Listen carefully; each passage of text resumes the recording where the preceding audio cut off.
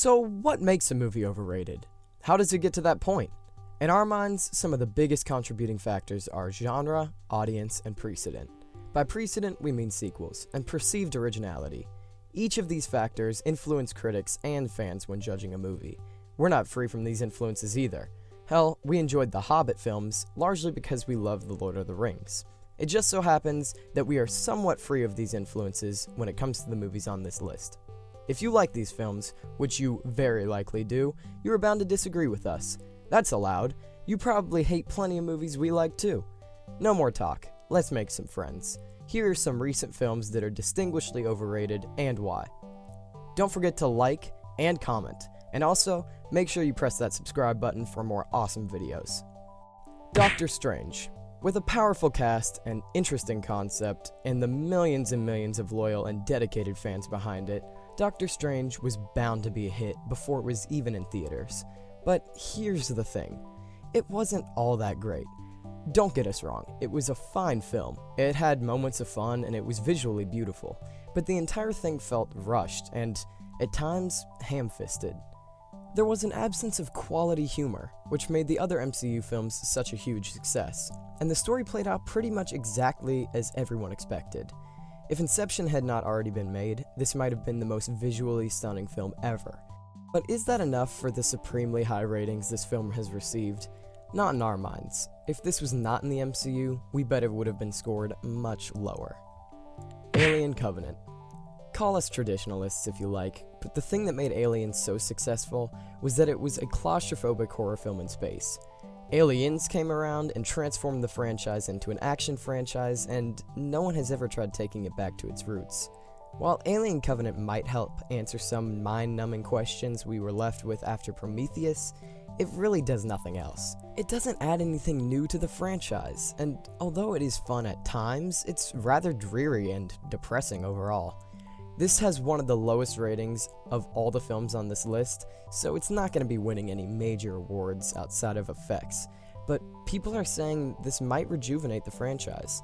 If anything, Covenant was the last twitch of a long-dead and once beautiful corpse. The Lego Batman movie. There seems to be two schools of thought surrounding the Lego Batman movie. One is that it is a mind-blowing addition to the Batman franchise, some even going as far as to say that it is the best Batman movie. The other school of thought is that it is a mind-blowing sequel to the first movie that surprised the hell out of everyone, the Lego movie. The common ground is that everyone thinks that this movie is mind-blowing. Well, we disagree with everything there. If another film was ever so jam-packed with references that it became nothing more than a muddled mess of tongue-in-cheek fanboyisms, it would be ridiculed. But this one is applauded for doing just that. Secondly, this sequel pales in comparison to the genre-busting original.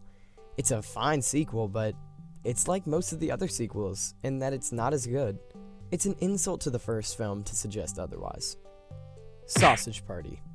There are moments in Sausage Party that are so smart and clever. There are also some laughs that are deep-bellied and genuine. The rest is kind of an uncomfortable chuckle, or, ha, yeah, that's kinda funny. The film deserves a fresh rating on Rotten Tomatoes, and honestly, it's not like a 6.8 average screams the greatest film ever, but too many people were talking about this film after it came out, and too many people were throwing praise on it for its little quirks. We don't see the appeal, and we love the creators. At least we love most of the work they do. But we can acknowledge when high concept doesn't quite land on its mark. It's likely that this would have been a very high quality short that was stretched into a feature. There are times when the translation doesn't quite work out. John Wick Chapter 2. Every once in a while, a movie like John Wick comes out and changes the game a little. In that film, we saw humanity in an unsavory character, and we were drawn to it like a moth to a flame. The fighting and shootouts were quick with no unnecessary sizzle. It was extremely effective. Then the sequel came out, and people were raving that it was better than the first. It got better reviews and better ratings, but we don't seriously believe that the sequel is a better film, do we? Everything we liked about the character of John Wick in the first film was erased. The fighting was much more choreographed and the storyline was nonsense. We enjoy turn-off-your-brain action flicks as much as the rest of the population, but we could never do something crazy like suggest that this is a better film than the first. It's not, and isn't even close. Deadpool. Just wait. Quiet your rage trembling and hear us out. Deadpool is a good movie. We just can't see how it could ever be as good as people think that it is. Perhaps maybe it has something to do with the buzz and lead up to the film. Maybe fans were so enthralled by the concept that they overlooked any flaws in the film. But people are taking it a little overboard with all the Deadpool love.